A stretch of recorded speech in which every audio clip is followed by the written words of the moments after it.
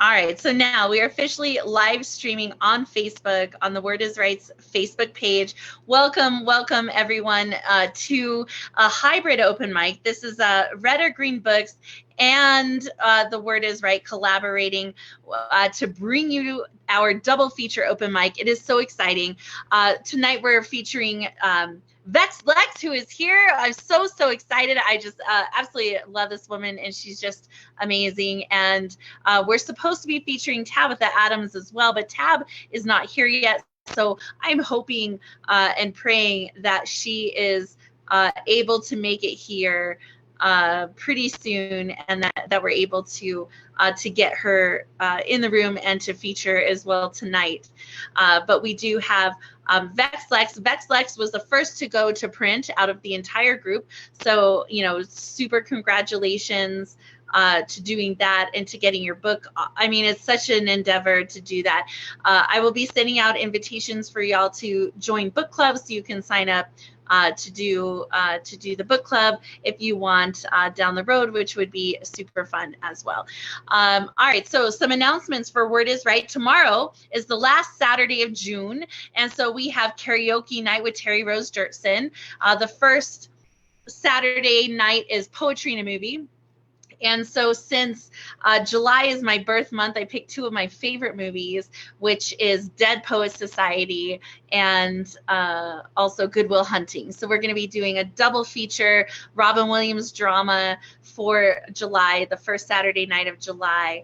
We're going to start with Dead Poets Society and then end with Good Will Hunting. So we do an open mic, and then we do a movie, and we stream it live here on, not live, we stream it on Zoom in the closed room, and we all just kind of watch it, and we kind of chat go in the chat. I try to pick movies that are not super current.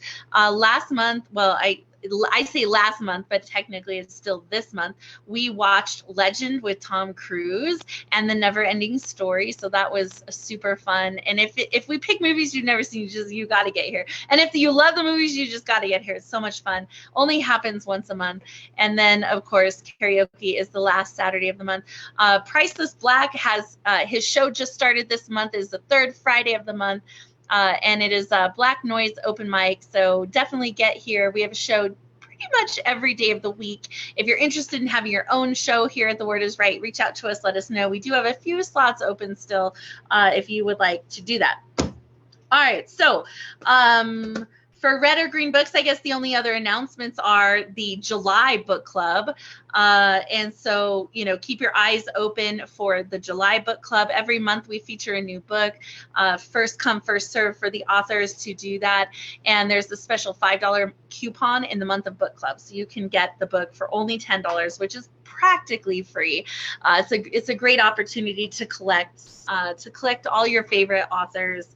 And then the third Sunday of the month, we do our author talk, where our author comes and does a full feature, some Q&A, some discussion, dialogue, all that fun stuff. You do not need to buy the book to join book club. You do not need to have read the book to join the book club. It is just a really fun way to get poetry out there. All right, and then don't forget, the New Mexico Poetry Summit is going to be September 8th, 9th, and 10th. We just got Christian Morant is going to be coming out here, so you New Yorkers, that's so super exciting. We have 15 readers from outside New Mexico, and then a dozen readers from within New Mexico reading. So it is going to be a totally lit summit. It's amazing. Go to redorgreenbooks.com, Red, READ, and you can see the full profile of everyone who's going to be here. All right, so tonight I'm going to open up the open mic. I was going through my daughter's room and through her old books, you know, seeing like, what has she outgrown? What can we give away? What can we donate? And I found this book called Journey Through Heart Songs by Maddie Stepanek. And this book was given to me a while back when I was pregnant, I think with my first daughter, and she's almost 13. And no, she is 13. Damn, she's already 13. And so Maddie has a terminal illness, and he wrote this book of poetry when he was 11 years old, and it was an incredible book, and it's filled with a lot of his artwork as well. You know, he has these beautiful images in his book, and it reminded me that, you know, we should probably think a little bit about why we write and what we write about. And a lot of what I tell the authors is our work is legacy work here. When we publish our book, it is our story, and it's a story no one can ever take away from you, and everyone's story is valid and is important. So I'm going to read from Maddie's book, and of course, Maddie passed away in 2004. I think he was 14 or 15 years old when he died, and so it's a wonderful reminder that what we do as poets and authors, it lives on long after we do. And this poem is titled Faces of Faith. I wish that the people who have anger and hatred and sadness will remember about their heartstrings, about their heart songs, and get them back. Everyone is born with a heart song, but as we grow up, sometimes we forget about it because we don't listen to it enough. And the people of war, well, they really need to get them back. Their heartstrings really need to live, because when we die, they are what rise up. I want that to happen to me. I want my heart songs to rise up, and I am trying my best down here on earth. You really can go to heaven. Everyone can. But sometimes you have to sit in think time when you lose your heart song. And that is sad, because some people who go sit in think time, they never come back. And some people just think and realize, and then they come back. But if we remember to listen to our heart songs, we will not need to go to think time. Our songs will just rise up out of our hearts and take our spirits straight to heaven. I will remember to listen to my heart song. I will remind others, especially the grown-ups, to listen to their heart songs too. And for the people who have forgotten theirs, I will share mine with them. Maybe they will keep mine, and maybe it will remind them of their own. But what really matters is that we keep the faces of faith and listen to our heart songs and live, so that we may die and live again. And he wrote that in July of 1996 when he was super young. It is just a wonderful remembrance of the finality and the humanity of life, and why we write our stories, why we publish our stories. And it is so amazing that I get to do that for Vexed, that I get to publish her story, and I get to give her a platform and a microphone and an opportunity to document her journey. And so happy Pride as we round out June, but Pride is really every fucking day of the year when you are part of the gay community, right? It's every day for us, but we definitely can celebrate that. I'm going to go ahead, since no one else wants to read on the open mic, and as folks are kind of starting to slowly trickle in, this may be a one-woman show tonight, and that's okay too. That is definitely fine. All the right people are in the room, and I'm so excited. Vexed's book, Ask Me Again in 6 months. The pre-orders are available. You can reach out to her. All her bio, her links, and everything are on the event page on The Word Is Right and Red or Green Books for the Facebook page. You can also go to the website, redorgreenbooks.com, Red, R-E-A-D. Don't forget the A, poetic license, right? R-E-A-D. And the entire list of all of the authors who are launching this summer is there. And so you can connect with her that way to get a signed copy of her first book. Alexis G. Garcia, aka Vexed, is a queer Hispanic writer from East Harlem, New York. She graduated from Manhattanville College in 2017, where she majored in English with a concentration in creative and professional writing and minored in criminal law. Currently, she works as a calendar clerk and paralegal at a personal injury law firm in Midtown. Her interest in law began in the 11th grade when she joined and became the captain of her school's moot court mock trial team. Her passion for writing has been with her since as early as the first grade, where she stapled pieces of construction paper together and created picture books, which eventually transitioned into filling up spiral and composition notebooks with fiction stories. Poetry found her in the 10th grade, where she took a chance and joined Writers Collective, a weekly after-school program that provided a safe space for her to dive into the world of poetry and open her eyes to being able to perform her work in front of crowds, in spite of her nagging social anxiety. When COVID-19 caused the world to shut down in 2020, she made it her mission to use that time to get more serious about having more of her work published. Since then, her poetry has been published in several anthologies and literary magazines. She has performed her poetry with the Nuyorican Poets Cafe, Barbed Wire Open Mic Series, Nomadic Press, The Word is Right, and other virtual open mics, in addition to in-person open mics at the Nuyorican Poets Cafe and Bronx Music Heritage Center. Her work discusses mental health, self-reflection, love, and has covered other topics such as queer identity, sexual harassment, and abortion.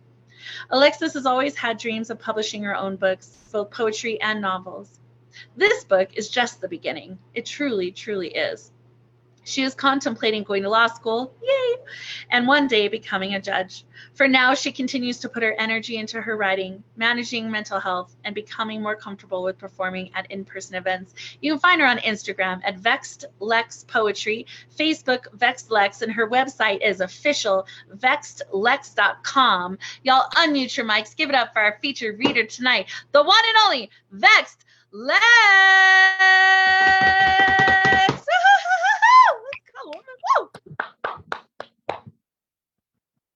Thank you for that, Marissa.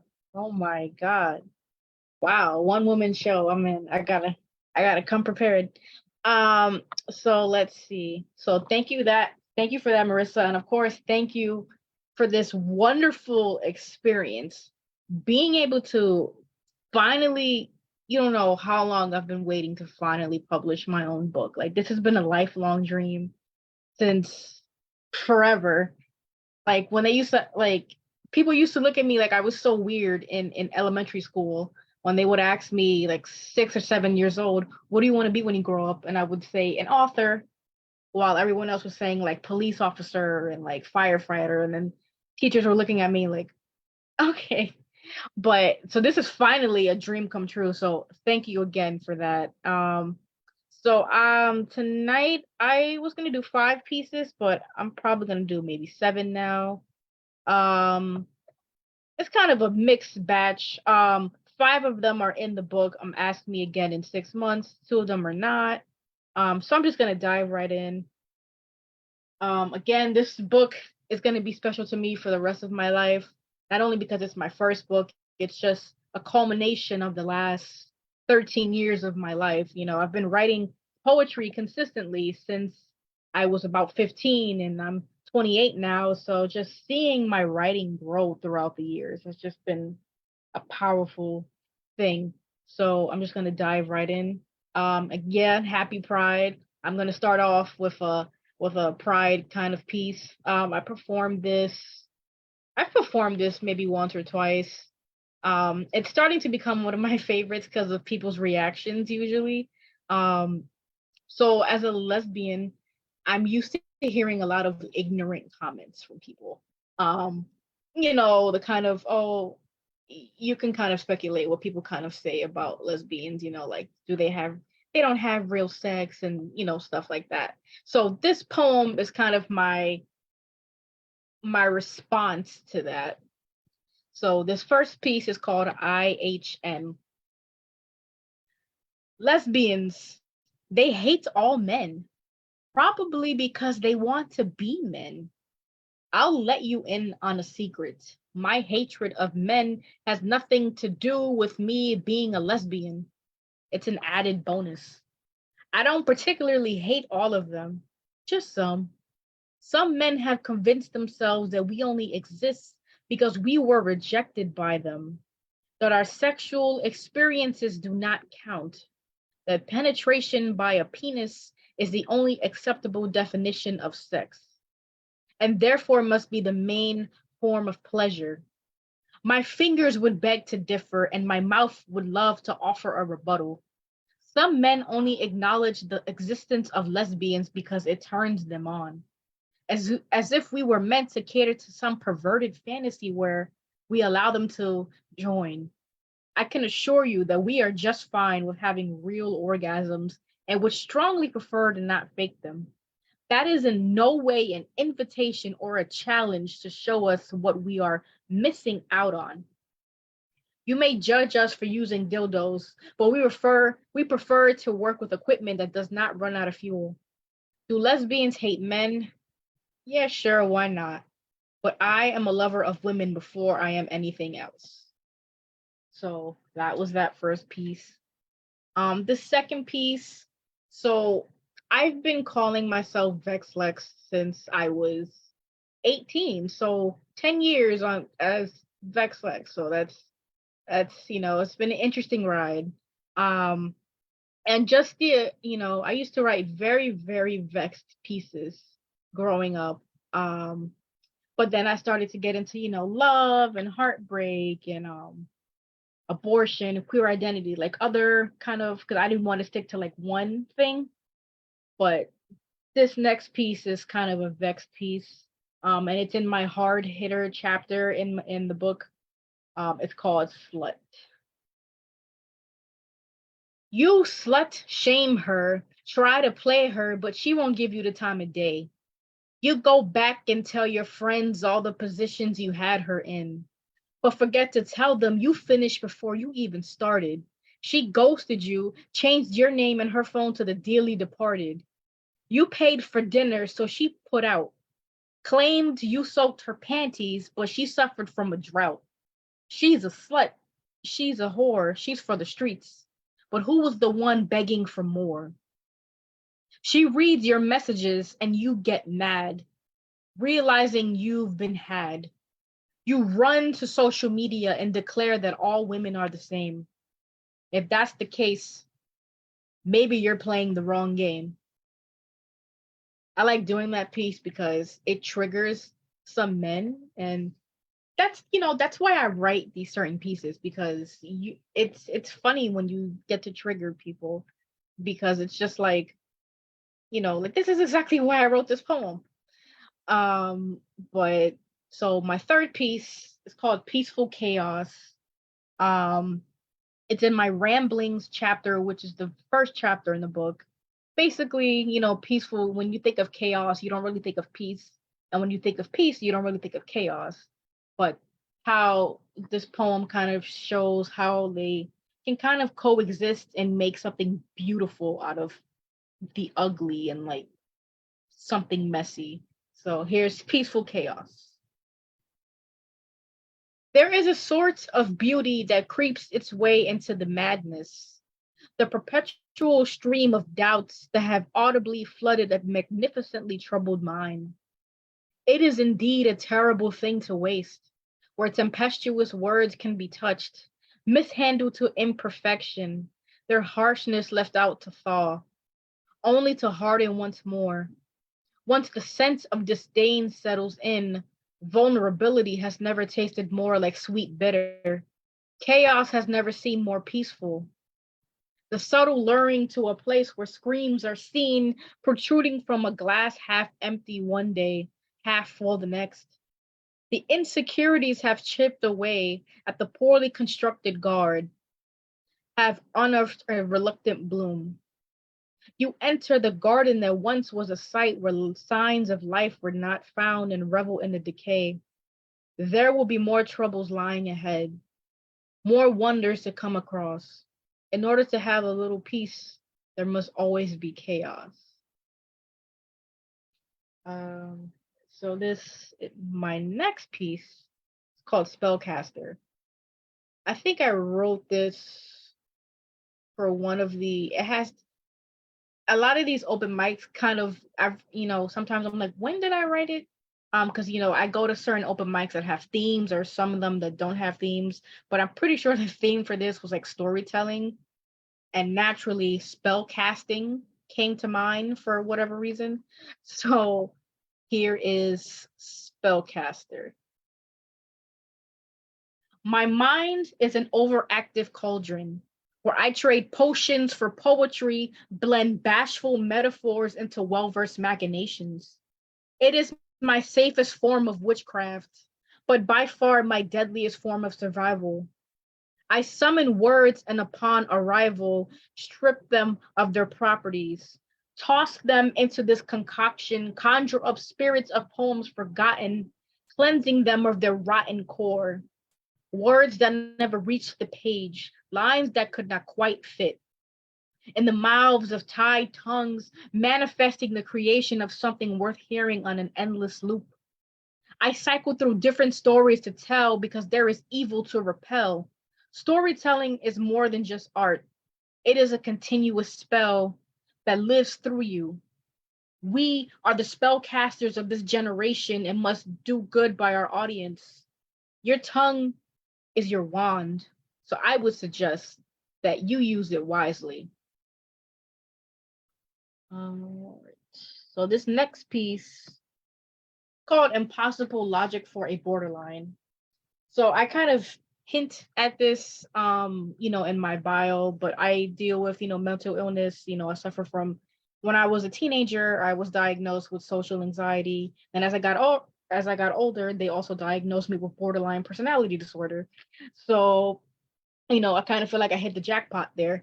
But so this poem, Impossible Logic for a Borderline, I basically talk about, when people, it's always interesting when people are like, just be yourself. That's all you can be. Or for someone who's a borderline, you kind of don't know which version of yourself to be because, the whole sense of identity is kind of lacking. So I wrote this piece. That's what inspired this piece. They say it's easy, just be yourself, but forget to tell you which self is the appropriate one. The constant need to play into this act of normalcy. The name itself suggests that I am at the brink. A Rolodex of personalities, they are all me. When I am told to be myself, I flip through my choices to see which would best suit the intended audience. Where fiction redefines itself as fact, where fantasy cloaks itself in reality. A line to be drawn between calculated personalities. Is it pretending to be something you're not? The person I am today will take a hiatus, and tomorrow's version is working its way to the forefront. When asked which is the real version of you, you acknowledge the perversion of what you like to become. The name itself suggests the unbalancing of scales. Since you are suggesting that I be myself, a chaotic display of calmness, a relaxed approach to mayhem, borderline, a badge of dishonor, stitched with mind-numbing scenarios. Maybe you can also tell me who exactly that is. So this next piece, it's my second to last piece. It's called The Ideal Imposter. So I've always kind of had this thing where if I idealize people and kind of romanticize certain experiences. So that kind of inspired this piece. So here it is. The Ideal Imposter. When I close my eyes and whisk myself through a flurry of memories we have yet to create, hardships we have yet to conquer, moments of unblemished passion that have yet to come to fruition, I've tried my best to tear away at the skin you've chose to wear, to appease the drifters, those who have not been allowed past the illusion. The longer they stay, the more grandiose the facade. Questions arise and gnaw at the fictionalized reality that I have concocted for us. There are those who slip through the self-inflicted cracks. There are moments where I am able to witness firsthand what lies beneath the mask, what you try so desperately to conceal, only to be immediately shut out, as if I were a passerby. Questions with answers that hide behind uncorrupted semantics. They feast upon ambiguity. Why must you allow this imposter to dictate your very being? Collecting an array of fears, fears that have relentlessly forced me to ask, do I love you for who you are, or for who I think you could become? And this last piece is called Exhale. I wrote this probably 2 to 3 weeks ago. I've kind of been in a weird headspace lately, you know, kind of feeling lost and kind of just trying to center myself again. So I just told myself, you know, just have to take a step back or a few steps back and kind of just exhale, just kind of breathe and try to make sure that the negative thoughts don't win. So here's this last piece. Thank you guys for listening. I appreciate it. Sometimes I hate feeling like I'm just going on and on and on, but I appreciate it. So here it is. When the doubts come pouring in, I remind myself to exhale. Breathe in the good thoughts and breathe out the bad ones. But what do you do when all of your thoughts have been infiltrated, poisoned into believing the very worst about yourself? When the doubts start to double up, I remind myself to exhale. My brain has become a hostile working environment, and I am just trying to make it to the end of the day. You are what you think. I will not take ownership of what my mind has to offer. I refuse to think so little of myself. When the doubts start to subside, I remind myself to exhale. Eventually, there comes a day when believing in yourself isn't a cruel inside joke, when loving yourself doesn't feel ironic, when feeling positive doesn't make you feel guilty. And there, that is my set. Thank you guys, and thank you, Marissa. I appreciate it. Let's go, y'all. Unmute your mics. Give it up for our first featured reader tonight, Vexed. Let's. Yes, let's go. Let's go, girl.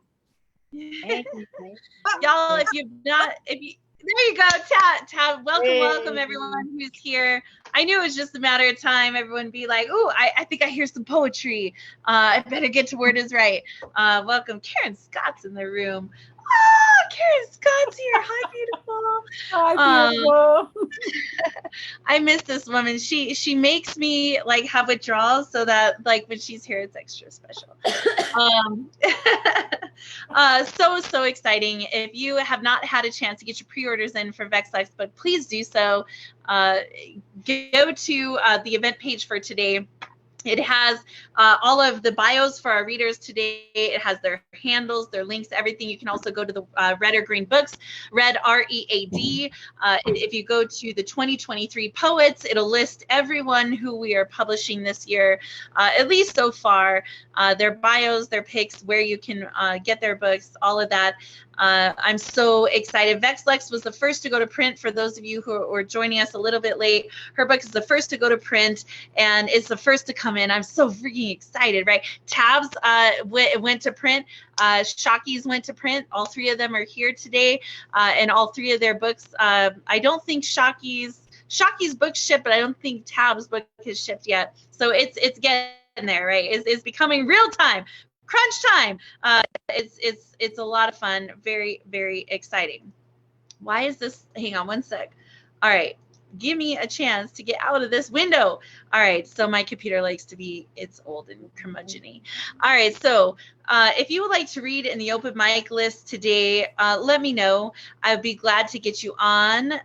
Usually we do, we go and have a lull of the open mic between our features. So if anyone wants to throw their name in the hat and jump on now, you're welcome to do that. So Shaki, Mazani, Rich, Marianne, Karen, anyone who wants to jump in now, you are welcome to do so. All right, Marianne Peterson, let's go.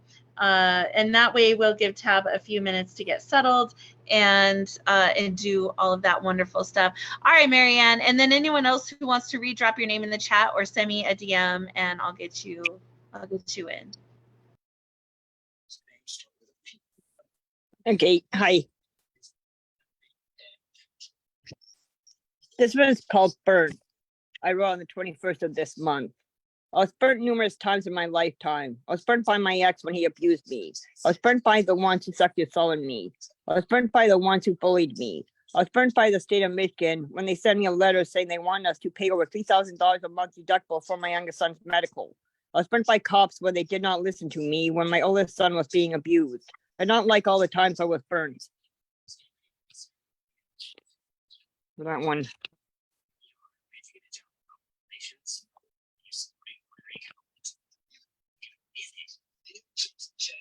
Okay, this next one I'll do is called Skeletons in My Closet, or on the 20th of this month.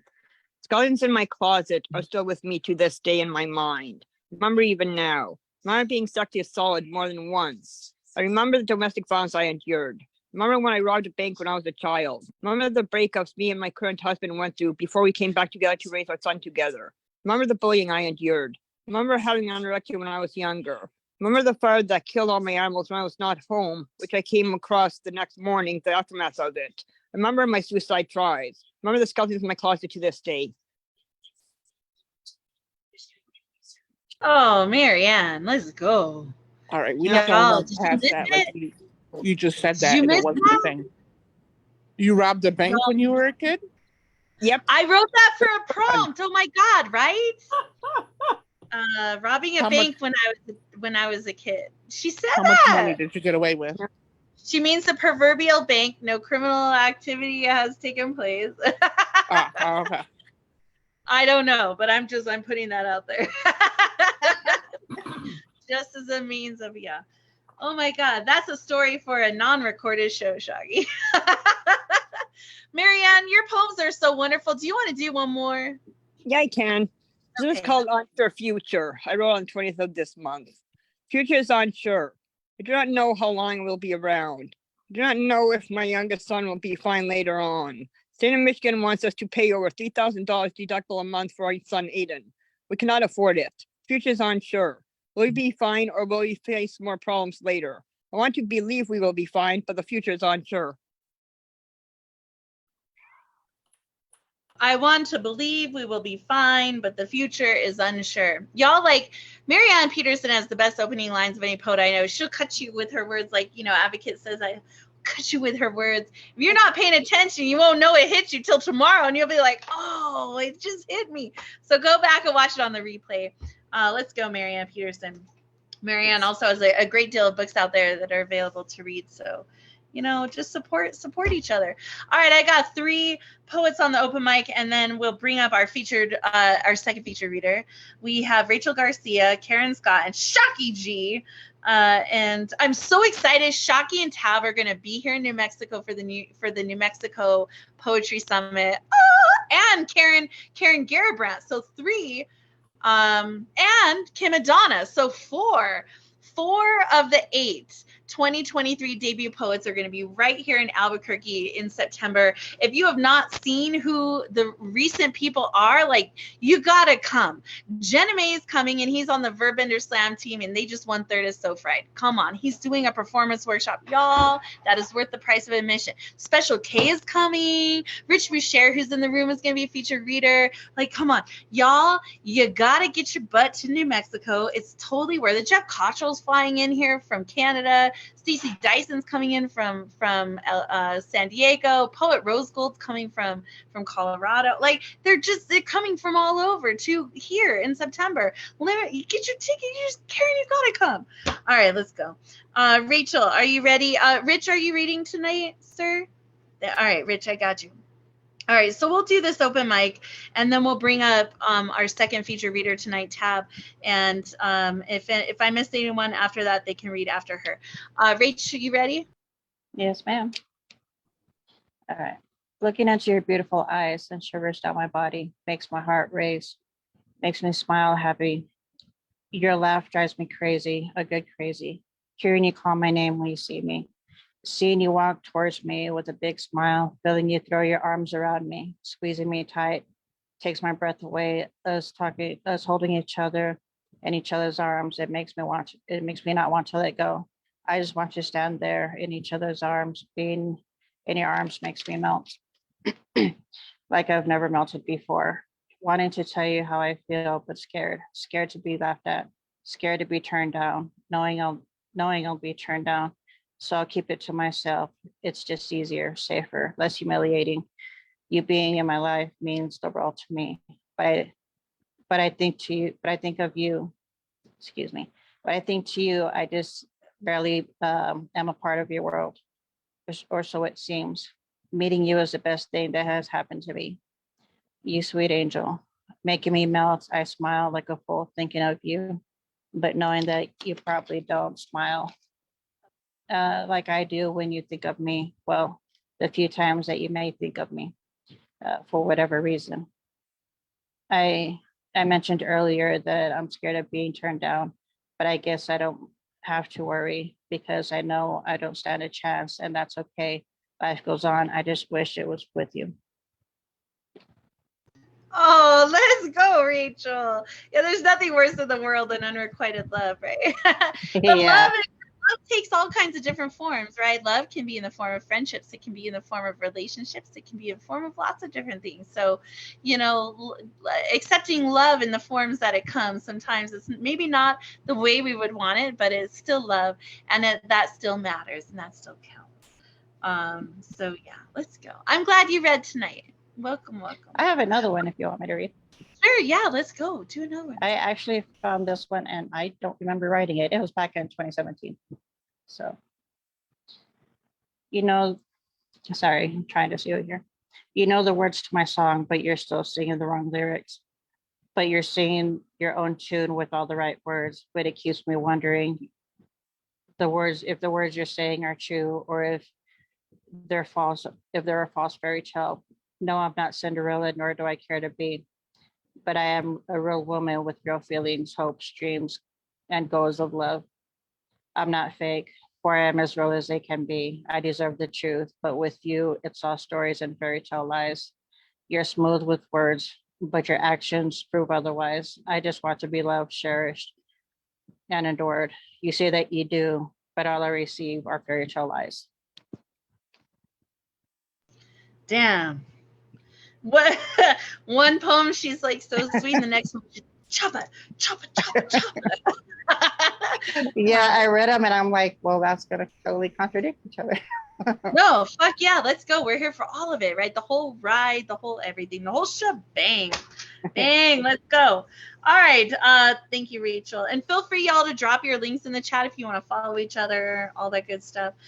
The one and only Karen Scott is coming up next. I'm so excited. Karen's technically part of the RGB family now, because she is an American Graveyard Calls to End Gun Violence, in which our community outreach committee has been working feverishly to get us into different organizations and trying to get the book going.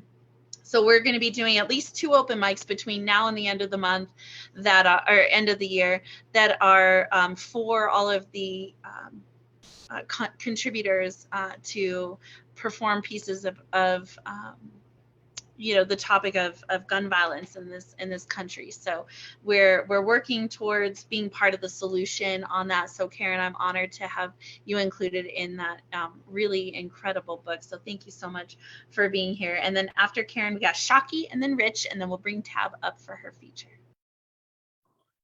Well, I was really honored to be in the anthology, so thank you very much. I'm going to read 2 poems, and they're my most recent ones that I'm shopping all around. So this first one is called Pack Rat's Lament. At this phase of life where downsizing takes center stage, I look at objects not as they are, but as what I can do without. A lifetime of collecting, childhood books my grandmother gave me from her work as a domestic, college textbooks, a room-length collage of magazine clippings, 2 golden bands, my daughter's toddler snowsuit, a bottle of my favorite of my husband's colognes, my father's fishing rods and tackle, my mother's glass milleflora paperweight. Like an avalanche does gather snow and trees and boulders, my household has absorbed bits and pieces, memorabilia which I now sort through to let what I deem trash become someone else's treasure and pick out that which has become irrelevant until I become the same. That's that one. And the other one is called Warrior. When you date a warrior, you learn new ways to conduct yourself in public. No walking hand in hand, no slipping your hand in his hip pocket. Save such things for the safety of your homes. When you fall in love with a warrior, you learn a new way of moving through the world. Head on a swivel, ever alert. If you two give someone a ride, move to the back seat and plan a defense. When you live with a warrior, you communicate in silent code, subtle gestures, telepathic glances. You fall silently into formation, shift automatically into position, wait for a signal, act decisively. When you marry a warrior, you learn not to wake him with a kiss. You learn to tap him gently, call his name softly, lest you find yourself screaming, "I'm your wife," as his hand closes around your neck and you face his cocked fist. When you marry a warrior, you become one too. Walk a pace behind him in a crowd, allow him to cut a path as you play backup, your daughter sandwiched in between. When your warrior falls in battle, you take up his standard, pen his epic sagas, defend his name, his child, your kingdom. You are a seasoned warrior in a deceptive package. No one knows how deadly you truly are. Thank you. Let's go. When I date a warrior. Yeah, that's anyone who's dated me. They get, no, it doesn't work. I thought for sure you meant lawyer. And I was like, don't put your hands in their pant pocket. And I was like, ooh, this is getting juicy. She's going to productize this. And then I was like, no, these are all the things that I would want to do. No wonder lawyers don't date me. I'm a walking claim. Oh, shoot. Let's go. But yes, when you're dating a warrior, and it almost is like a like an instruction manual for people to date you if you are the warrior. And most poets are warriors. Most women are warriors. Most women poets are warriors. And so you definitely, right? Tabs like jumping in. Yeah. You gotta check all the boxes and sign. I think I have a poem that says, you must read through the entire instruction manual and sign everything away before you ever get to come hang out with me, because it's a delicate situation. But definitely, thank you so much, Karen Scott, for being here. We gotta have you come feature sometime. That would be lovely. I would love that. Okay, I'm up for that. Just let me know when. All right, I'll look at my calendar because yeah, we got the fall. The fall is open so far. All right, the great Shocky G is up next, and her book in lieu of flowers is stunning cover, by the way. I'm just y'all, all of the covers this year are just stunning. I think Tabs is like one of my favorites, but because it's my favorite color and also I helped her with it. I love it. Like I just love Tabs cover. But Shaki's cover is stunning and it is breathtaking, and so I'm super super excited that her book is going to be coming in the mail anytime next week. Next week, hopefully next week, probably towards the end. And then after Shaki, we have Albuquerque's own Rich Boucher, who will also be at the summit. So all y'all will all get to meet each other. It's just so much fun. And then we'll bring up Tabatha Adams, our second feature. Are you ready, Shaki? Yep. Yes. Okay. You. Sorry, my notes app backed up. So this poem, my local poetry collective does this thing called liner notes, where they give you a song that you have to listen to and then write a poem based off it. And I was given Whistling Past the Graveyard by Tom Waits, and I hated the song, so I couldn't listen to it all the way. So I wrote this based on the title. When I was a child, don't laugh. When I was a child, I was told to hold my breath when passing a graveyard. Something about demons stealing your soul. But by the time I was a teenager, they added more acres than I had space in my lungs. My ribs just ornate tombstones in my own cemetery of flesh. Maybe this was the first time I learned to outrun demons. In the center of the cemetery was a lady encased in glass, a decaying corpse wrapped in a wedding gown. It was said she died of a broken heart. Stood up at the altar, and I wonder if I should have held my breath longer, afraid she might find her way into this crypt of heartbreak too much like her own body, afraid she might remember this body home, or this is just an excuse for my feeling dead inside.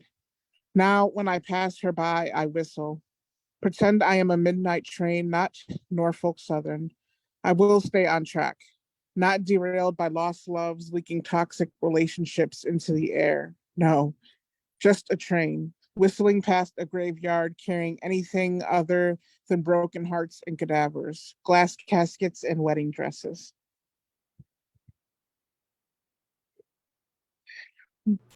Damn, Shaki. Damn, girl. I y'all, her fucking book is amazing. Like I think that this year is the strongest release that we have ever had at RGB, and that says a lot. Saying last year we did 15. Like this year, these women are on point. Let's go. Do you want to do another one, Shaki? I can. And I wasn't saying Tom Waits was terrible. Just that song specifically didn't I didn't have the vibe for it when I was supposed to listen to it. That's valid. So That's valid. That's don't valid. be upset if you are a fan. Rich. Okay. um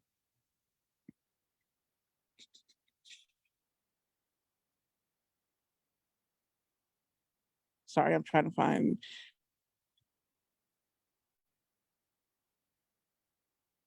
All right, I'll do this one. It's called White Man Rage.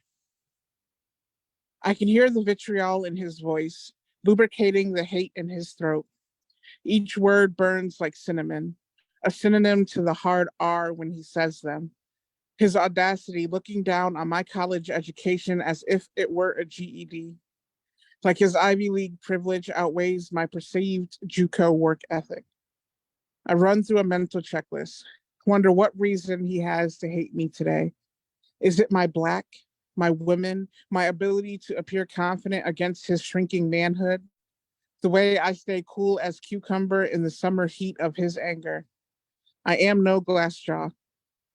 I have learned to take a hit. And another one, and another one. And when I was 11, my foster mother died.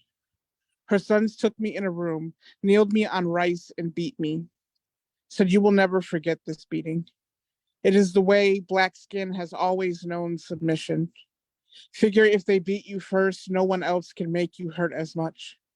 Says it is breaking you in, not breaking you down. They'll both feel a lot alike.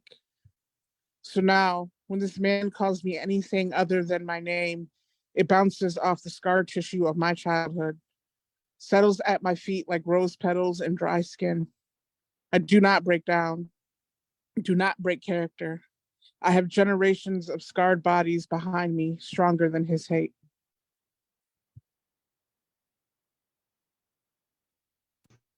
Oh my God.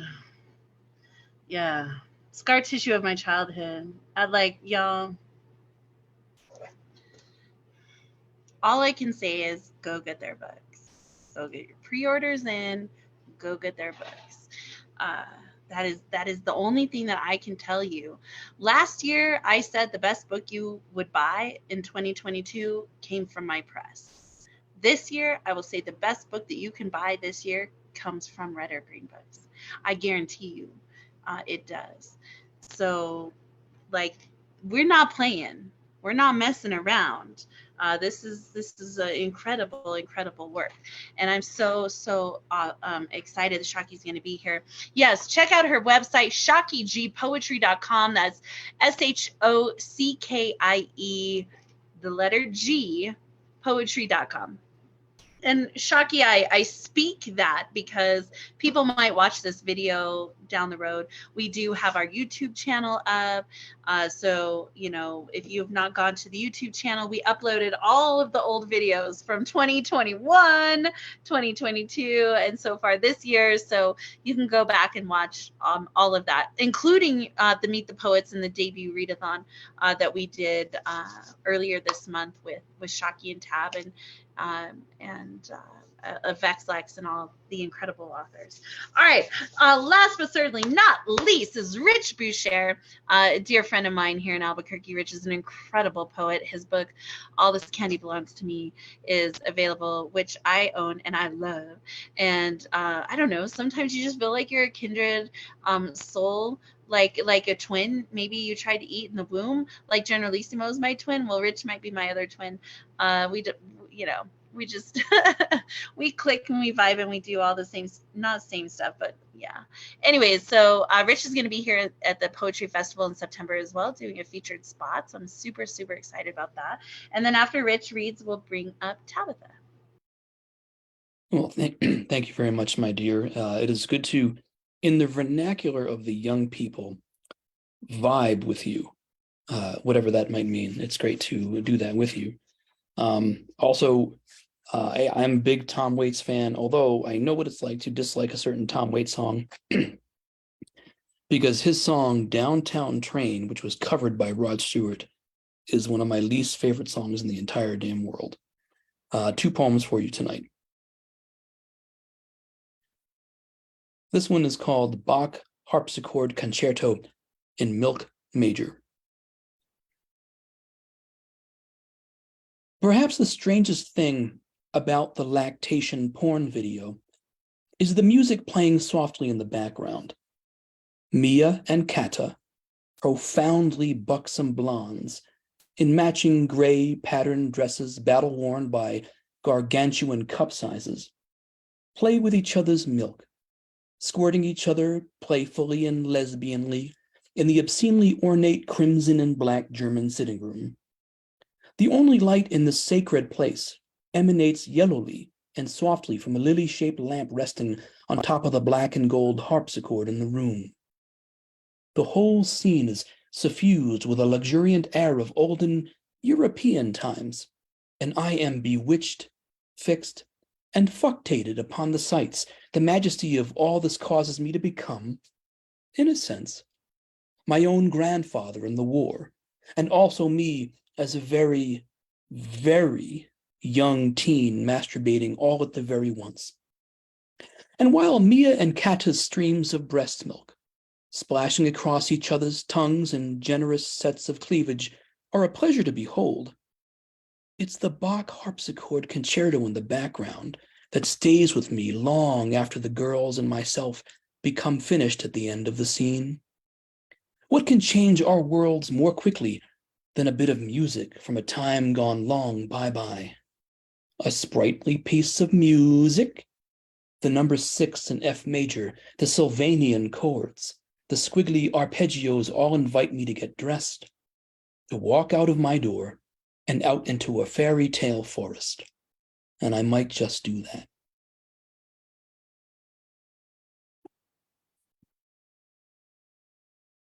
And this poem is called Cliche Hypothetical. During philosophy class at the college one afternoon, my professor singled me out and asked me if I would kill Hitler, if I could go back in time to when he was a baby to prevent the future slaughter of millions. Of course I would, I told him. Not so fast, my professor said. You don't get to just put a bullet in his head and walk away. You have to pick him up and put him in a blender.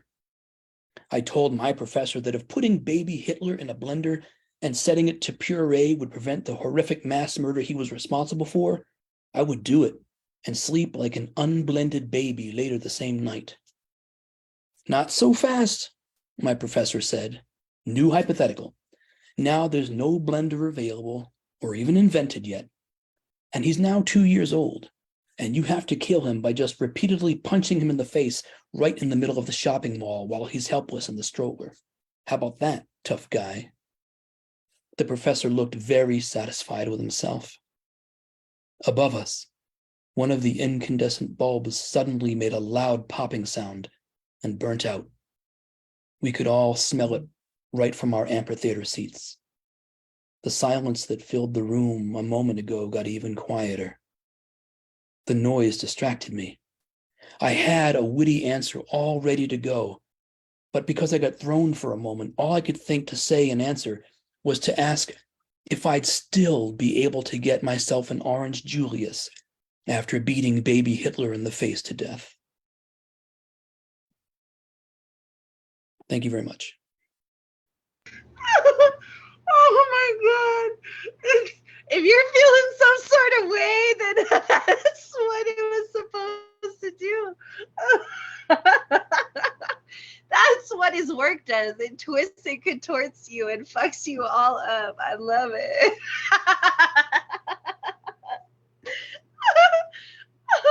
Maybe that means I'm sick and twisted. That's okay. I'm sick and twisted. That's one of the reasons we get along so well. And by the way, the video that the lactation porn video poem is based on is way more delightful than my little poem about the video. I just wanted to say that. So thanks. Oh my God. You know who you're going to love? Oh, Andreas Fleps. He's coming to the summit from Chicago. You're going to love Andreas. He's very Nietzsche, Friedrich Nietzsche. Like, yes, the darkness. I think you would love, you guys would be really good friends. All right, so I'm so excited. I get to introduce my friends to all my other friends. Let's go, y'all. It is there's something for everyone in the poetry world. It is a wonderful, wonderful place. Definitely Rich makes me look at the world very differently, and I love that. I don't want to look at it with the same eyes that I had 10 years ago, 20 years ago, 30 years ago. I want to look at it. I'm always looking to grow and expand and change the optics as I evolve as a human being. So I love that Rich pushes the envelope. He gives me permission to push the envelope, and I absolutely love and respect and esteem him dearly for that. All right, so we're going to bring up our second feature tonight. Oh my God, I'm so excited. Tabatha Adams. I had the honor of meeting this beautiful person in September of last year at the New York City Poetry Festival. And she absolutely saved my life. And I'm so excited and honored to be publishing her book and to be on this journey with her. She has been incredibly awesome. Like Vexed, to work with these women is just it's a dream come true. You know, Vexed talked about how it was like her dream come true, but like they're my dream come true. So it is and those who know my story, who know my journey, know that I lost my dream early in this life, and I was very lost for like 20 years, unsure of what I would do in this life, looking for purpose and meaning and direction. And these poets and these women and these human beings have given me a dream they've allowed me to dream again, because when you lose your ability to dream and you lose your direction in this life, it makes surviving all that much harder. And so I really owe them a great deal of gratitude, because my children get to have a mother, and my children get to have a life with me that I don't think they would have had I not found this incredible world. So thank you all so much. Tabatha Adams was birthed in a city of art, surrounded by nothing more than the image of motivation. Her passion for writing came before she was allowed to express herself. Hiding poetry in the back of notebooks, she learned how to cope with the violence behind a gate. Child molestation, single-parent homes, and addiction have been tools given to create beauty out of all her broken pieces. You can find the truths to these subjects in her poetry, but it's her spoken word that she truly comes alive, knitting tragedies into a voice of comfort. You can find her on the stages of the New Eurekan Poets Cafe, Art in the Sound, The Word is Right, Bronx Art and Fun Hub, Art in the Basin, and has also been featured as a poet at the New York City Poetry Festival in 2022. Her publishing can be found with Bronx Council of the Arts, Turning Corners, as well as other anthologies. Her education and training in writing has come from multiple platforms, including Gotham's Writers, New Eurekan Poets, the NYPL workshops, such as Island and Kingsbridge Writers. Her passion is food, street photography, family, and the freedom of self-expression. You can find her on Instagram, tab, T-A-B, B as in boy, _001 poetry. Y'all unmute your mics. Give a warm welcome to our second feature reader tonight, Miss Tabatha Adams. Woo! Thanks, guys. It's an honor to be here. I can't tell you how you talked about this being a dream of yours. Like, you don't even know how many years I was lost and just not even understanding that I was born to be a writer. You know, like we overlook ourselves so often in life. And just to be here with others great poets, it's like God confirming that I'm on the right path. So I thank you guys for being here. You know what I mean? I thank you for hearing my shit. I'm gonna talk about some stuff that, to be honest, I hid throughout childhood. You know, that a lot of times depression comes in different faces, and we just put shoulders back and we go about our day, we go about our life, and nobody knows that you're actually struggling inside. And this happens sometimes for years and nobody knows. So I decided to be a little bit vulnerable with this, you know, with this feature, opposed to other features. I really wanted to get deep down in the layers. The first poem is called JSL. It stands for Journey to Self-Love. It's one of my newest pieces. It's my baby. Here we go. The beauty of one is not found before the footnotes. It's in the experience of a stumbling passage that we find ourselves. Embrace me as I briefly salute the harmony of my own reign. Familiar places become more foreign sitting at the edge of windows. Bullets I load to the tip of his barrel, refusing to become the victim of my own funeral. I had to come to terms with the things I couldn't control, and the serenity to know the difference. I can't change what happened to me. I wasn't the driver to his wandering hand or the actions to their silence. With every inch I grew, I welcomed death, the chaos of embracing my body while I screamed through an open stove, becoming more empty to a world that's fragile. Shaped me, my strength, my body, my experience.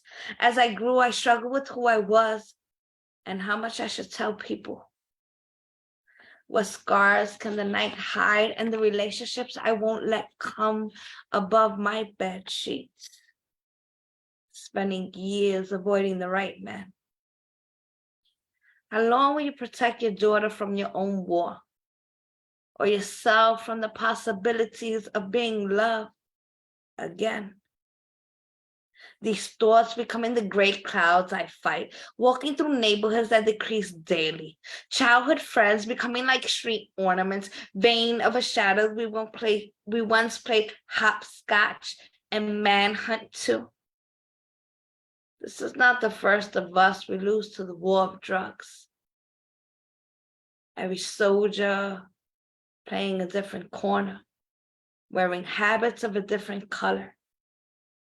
Community prayers come written on lunchboxes like God. How many battles do we need to win before you allow us just one?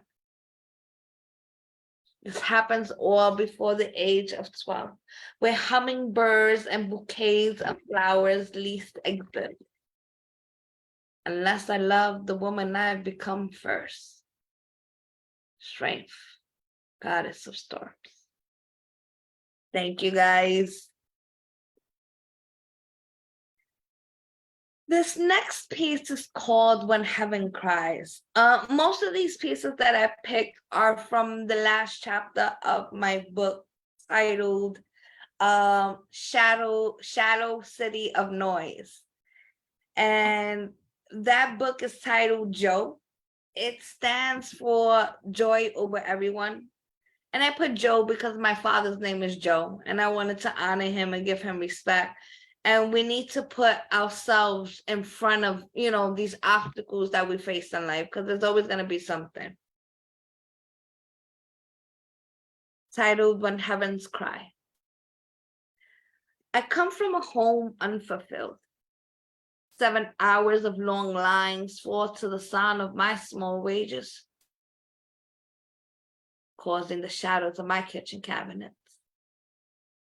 In this place of nightmares, I hold myself empty, crossed legs, drowning in the doubts I have poured. I have watched the men I've shared a youth with disappear into the heavens, lighting up pavement in the markings of 7-day candles.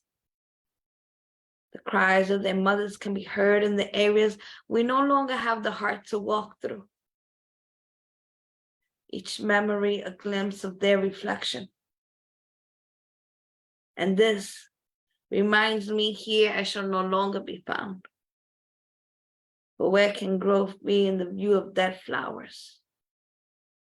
Circling the years I can no longer afford to lose. And peace. Thank you guys.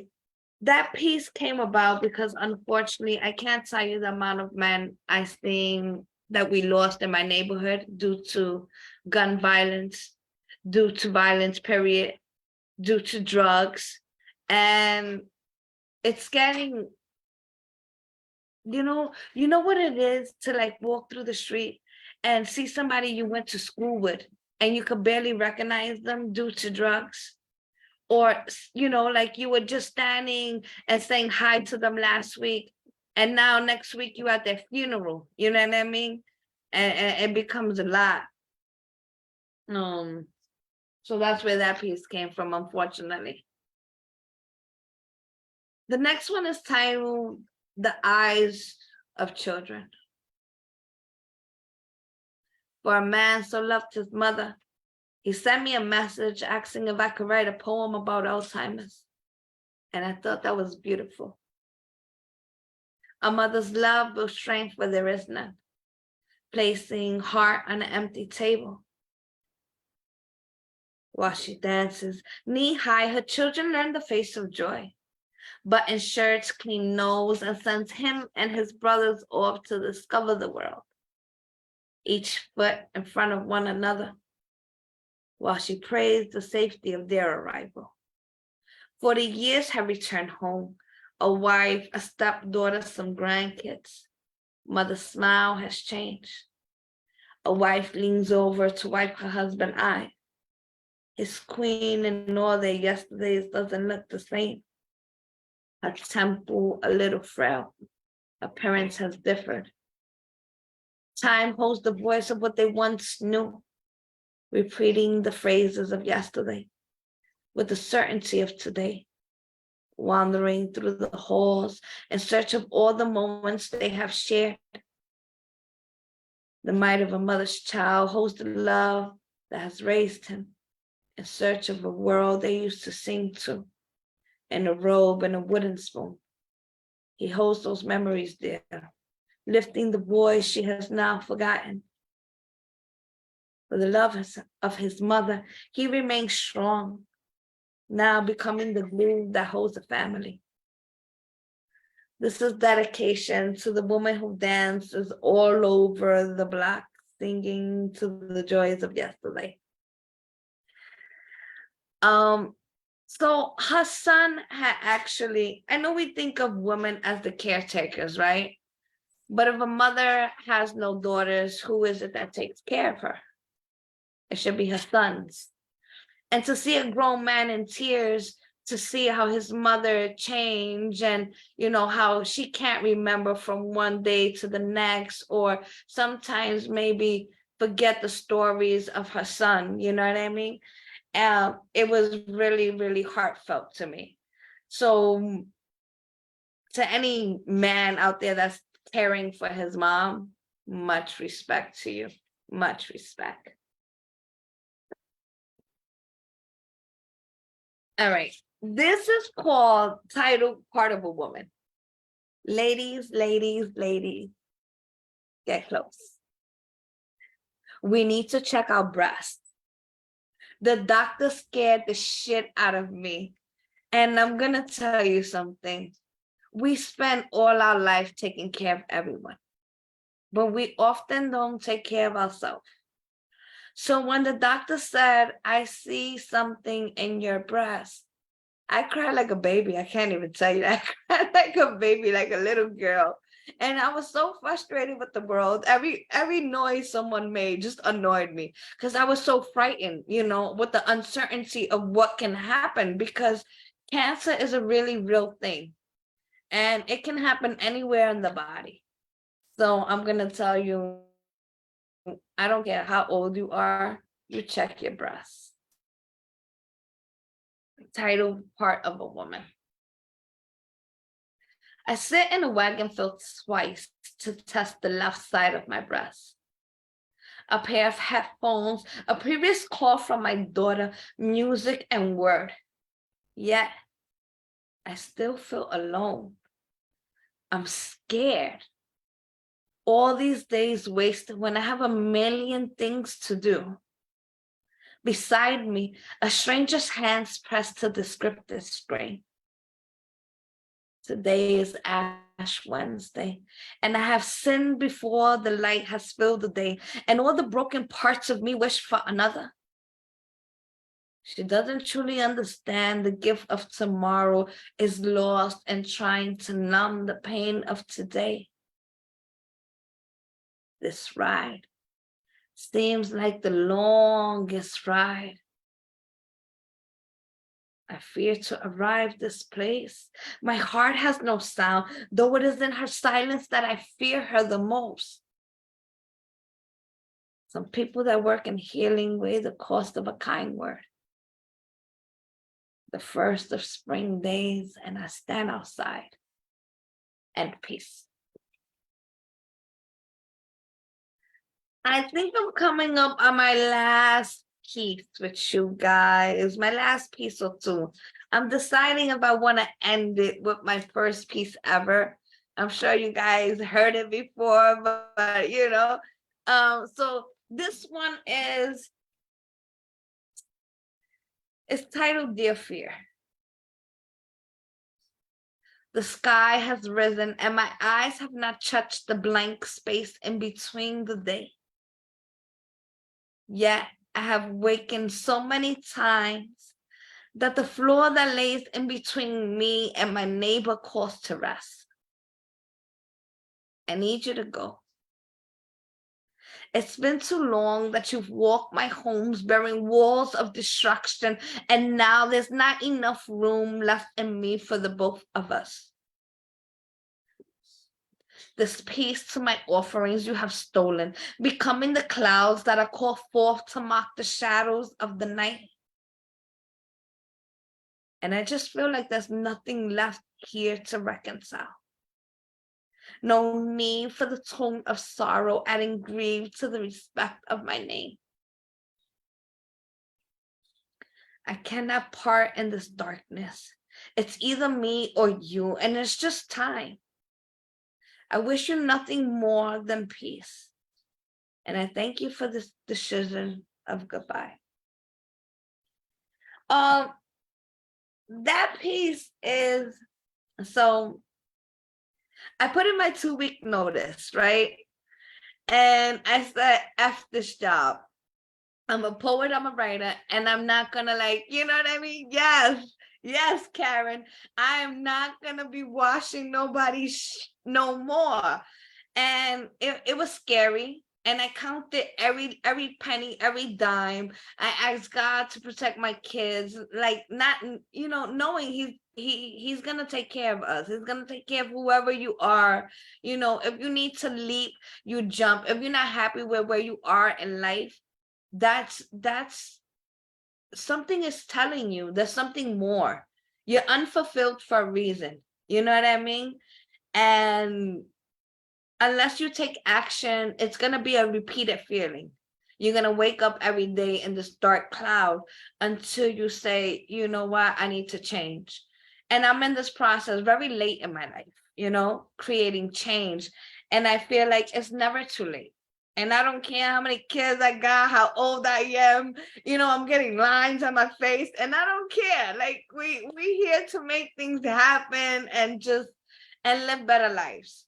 So the excitement I feel to even travel, to go to New Mexico and do poetry, so someone else in the other side of the world can hear me, like, hear my story.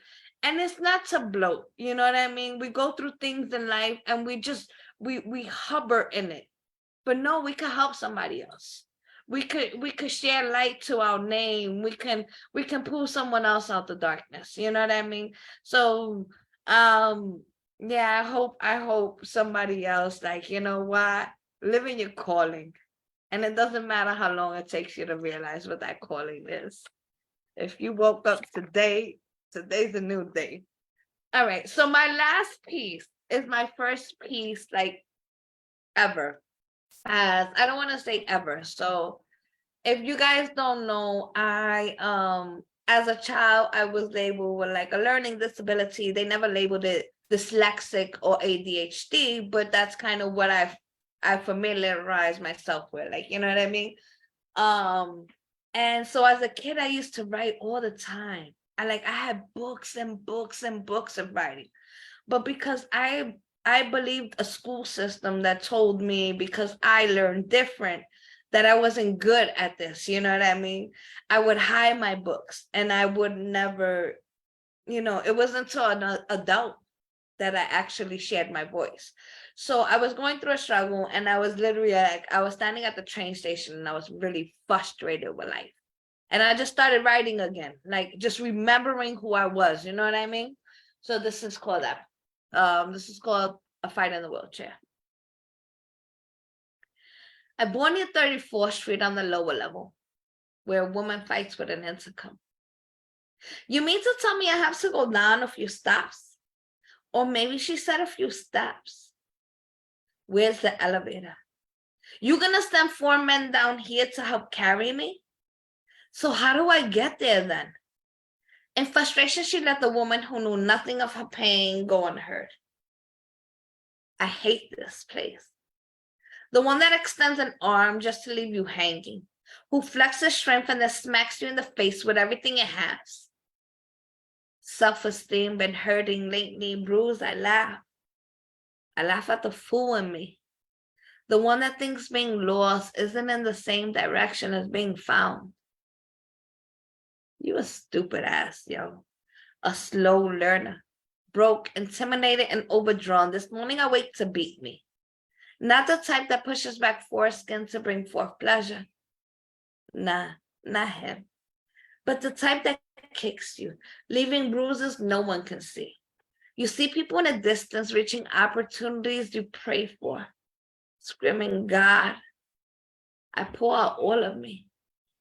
But you don't listen. On a quiet day when all fear sits, I heard him whisper, use that anger and fill pages. Maybe it's just me, hearing me, fighting me. I dust me off and I gather.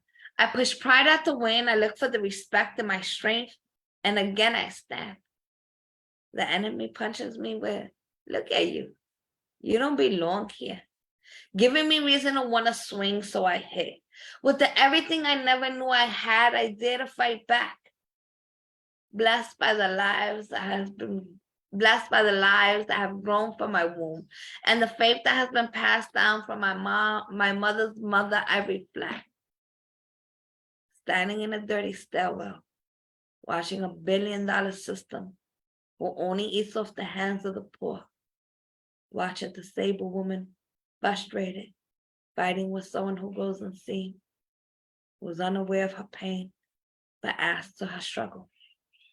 Then I wondered if lack of movement added to mine. And peace, that is my time. Marissa, proud of you, an angel. I thank you for helping me with my cover. Vexed, you killed it. Shaki G, I love your work, yo.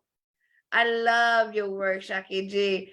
Rich, yo, you have me cracking up. It's a pleasure to be here. Thank you for the support. I thank you for the support. I'm tab_001 poetry on Instagram. Much love and respect. Oh my God, let's go unmute your mics, everyone. Give it up for Tabatha Adams. Right on, Tabatha. You did phenomenally. Thank you. Thank you. Oh my God. So for those who are coming to the summit, I emailed everyone because we're going to have a book table there. So you can have up to 2 books on display there. Please email me back. So like Tab, Shaki, all of the RGB poets, if you're coming. Rich, you have a book. You should have it displayed as well. Don't tell me you're going to let Zach Kluckman have his books on display and you're not going to have yours. Like, come on. Oh, hell no. Yeah, that's right. So you got to fill out the spreadsheet, the Google Sheets I sent you guys, because I will print it like a menu and have it available for folks to be able to look at. And we'll have that for the summit on Saturday. So Tab, you could totally include your book on that. Shaki, oh my God, you can do your book and one of the other things that you have done on Amazon. So absolutely, let's take advantage. It's an extra perk for coming to the summit and doing what we're doing. So I'm so excited. If we were in a brewery or a cafe or in a poetry venue, we would have the hat we would be passing around, right? And we would be asking everyone to put a couple bucks in the hat for our featured readers tonight. And I know we all go to a lot of events, and sometimes it's hard for us to always put a lot of money into the hat, which is totally okay. But if everyone were to put like $2 or $3 in the hat for Tab and $2 or $3 in the hat for Vexed, it would be a wonderful payday for our featured readers tonight. And if you're thinking to yourself, well, I'm not going to send Tabatha Adams $3. It makes me fucking cheap. You're fucking wrong, because it doesn't make you cheap. It makes you Tippy the poet. Buy her a gallon of gas, buy her a cup of coffee. Just don't do nothing. If you really want to expand your horizons, you will go ahead and get your pre-orders in for both of these books. I mean, come on. This incredible collection of poetry. They're $15 plus $5 for shipping and handling US. Go and get your copies. Reserve the first copies, get the signed, get them to your door. You don't want to miss out. They're amazing. I would tell you now, you don't know what I know, and they're amazing. So please just get your pre-orders in, right? If you don't have $3 to send her right now, it's fine. You can go order the book. That's fine. That works too. If you don't have Cash App, you don't have PayPal, you don't have Venmo or whatever, then reach out to us here at The Word Is Right and let us know. And we will go ahead and forward those links on to our featured readers tonight. So Tab and Vex, what are your guys' handles? Because I don't have them. I don't have them in the bios that you sent me. It is the same thing like my Instagram. Okay.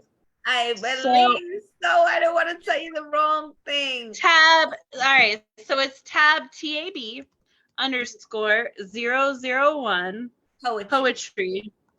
And that is her cash. Is that Cash App? That is Cash App. But I Right. appreciate, listen, if you buy the book whenever you can, oh, I put my everything into that. You know what I mean? I thank you for the support. It is such a raw and real and authentic book, and how these women continually have the guts to do what they're doing on the page. It's just mind blowing.